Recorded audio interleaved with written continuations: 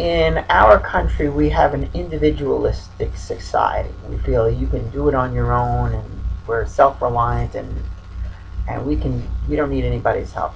Well, it turns out having social support is extremely important for successfully making a life change, for losing weight, quitting smoking, whatever it is you're trying to do.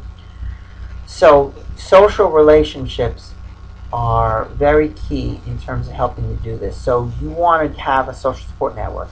Now, it doesn't necessarily mean that you are going to be constantly running after these people for help and support, but it does mean having them there gives you enormous confidence to be able to continue.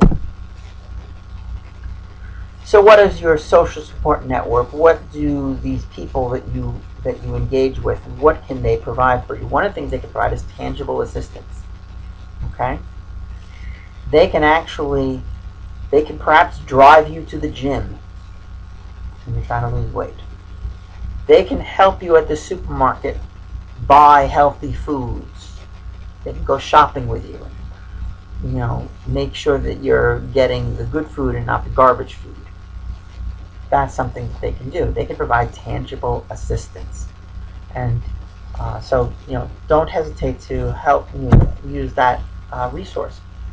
Another thing is they can provide information. You might not know a lot about the topic, while your friend might. Maybe you have a friend who is a health psychologist and has some great resources for you as far as helping you do the things you need to do to be healthier. Now, they may not have, you may have someone who maybe not an expert in the field or anything like that, but who nevertheless can provide you emotional support, can give you a pat on the back, can give you a hug, can help you keep your help you control your emotions, help you have positive feelings, positive emotions to help you engage in this difficult task, make you feel better, make you laugh. Okay? These are individuals who can help give you the emotional support that you'll need to help you not have to resort to eating to reduce stress or smoking to reduce stress and so on. Religious faith is another way in which, another resource that we have to help us affect change in our lives, positive change. People who have who have a high religious faith tend to live longer lives. They tend to live healthier lives. It may also have to do with conscientiousness we mentioned before. They kind of doing what you need to do, deciding essentially being a responsible person, and maybe being religious, having religious faith and doing the things you need to do to be faithful and staying on track. That might be a healthy way to live. So religious faith, not just in terms of your belief in a higher power and your your diligence to to pray and whatnot, but it's also you also get an additional social support network from the people who share your faith, so you can be relying on that as well. How much impact does stress have on us, and how does stress impact us? Well, one classic model of how we react to stress is called the General Adaptation Syndrome, GAS, by Hans Selye. According to this model, there are 3 stages when it comes to our response to stress. The first is the alarm stage. So when we are at a normal level of resistance to stress, something hits us, we get kicked in the head, so to speak, and we have now suffered some kind of a stressful event. Well, our resistance level drops a bit right there, and that's the alarm stage is where we're getting that quick drop, and now we have to mobilize ourselves to respond to that shock, and that's where you're getting this V shape. You get the downward, oh my God, something happened, and now you got to mobilize your body to get to essentially fight off this particular stressor. That's the alarm stage. This is your immediate reaction. Uh-oh, got to do something. The next stage is a resistance stage where you've mobilized your body's resources. You're now at a higher level of resistance to stress. So you are fighting off that stress.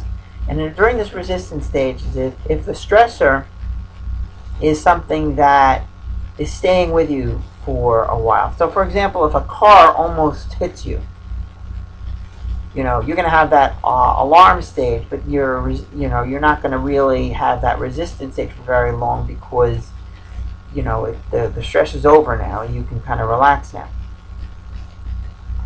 But for chronic stress, you're going to have to deal with that stress for an extended period of time. That's the resistance stage. Now the problem with chronic stress is that as you are suffering through it day in and day out,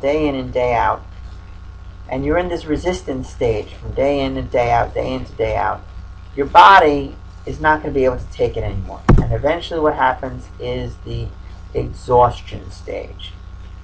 Your high level of resistance to stress, there's a limit to how much we can maintain that level of resistance. Once we reach that limit, it drops down, and then we become very vulnerable to stress, very vulnerable to getting sick, having a heart attack. All sorts of problems can happen once we've reached the exhaustion stage. We just can't take it anymore. As what seems to be a biological pathway when it comes to this particular stress response, it seems to be the HPA axis, the hypothalamic-pituitary-adrenal axis.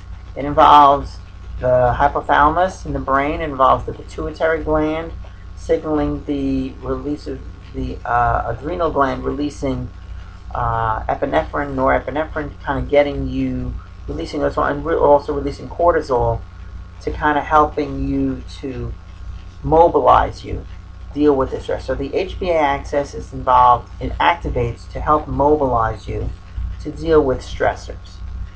And it's also one that helps you stay active. In other words, if you are dealing with a chronic stressor, then the HPA axis will be active in keeping you mobilized to deal with those stressors that are coming in and day out. But as we know, as far as when the exhaustion comes into play, we can't keep this up for too long. We got to be able to relax, and we have to be able to unwind.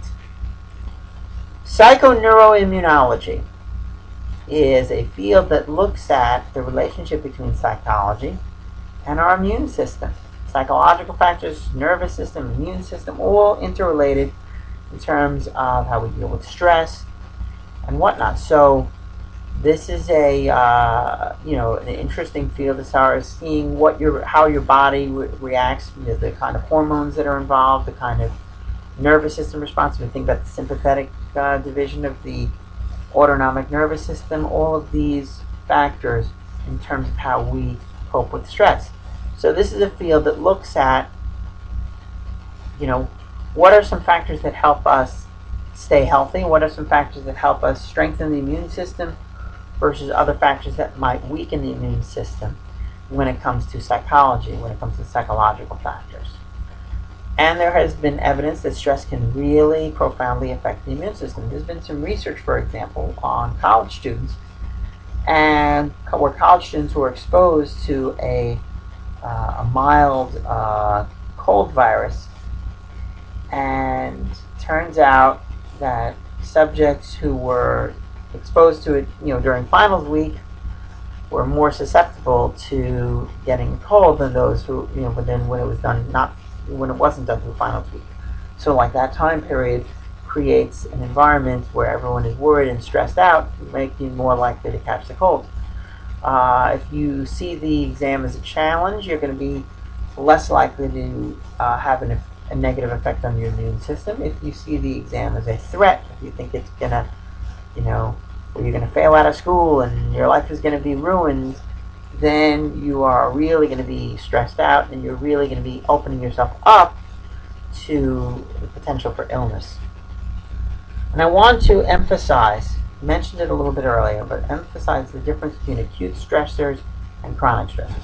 Acute stressors are those quick, big events that might happen to us. Again, the car almost hitting us, oh my God, that kind of thing.